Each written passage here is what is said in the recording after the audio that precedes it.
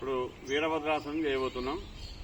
వీరభద్రాసనం ద్వారా మన బాడీ బాగా తేలికైతుంది. నడుములో, కిడ్నీలో ఇవన్నీ మంచి ప్రెషర్ జరిగి మన కిడ్నీ ప్రాబ్లం ఉన్నా కూడా కిడ్నీలో ప్రాబ్లాలు కూడా వెళ్ళిపోతాయి. బాడీ మొత్తానికి మంచి రక్త ప్రసరణ జరుగుతుంది. ఇది కూడా తొడలు, పిక్కలు, ఎముకలు ఇవన్నీ గట్టిగా అవుతాయి. వీరభద్రాసనం మంచి స్థితిలో చేయాలి. సావధాన్. వీరభద్రాసనం మొదటిది.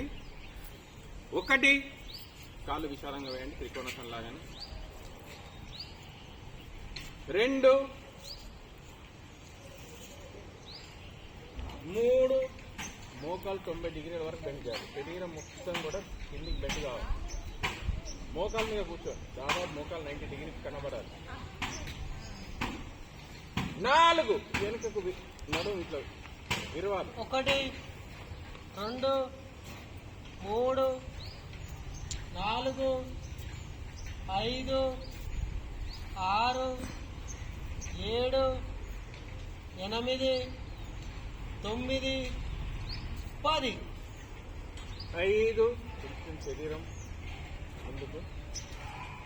6 కాలు స్ట్రేట్ గా చేసుకోండి. 7 పాదం ముందుకు.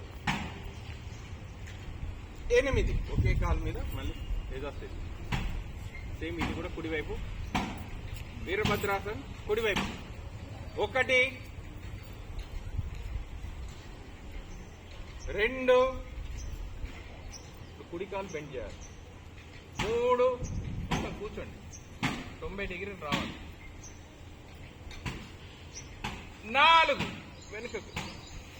1 2 3 4 5 6 7 8 9 10.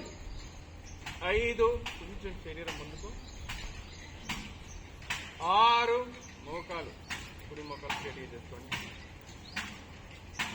7 8 వీరభద్రాసన్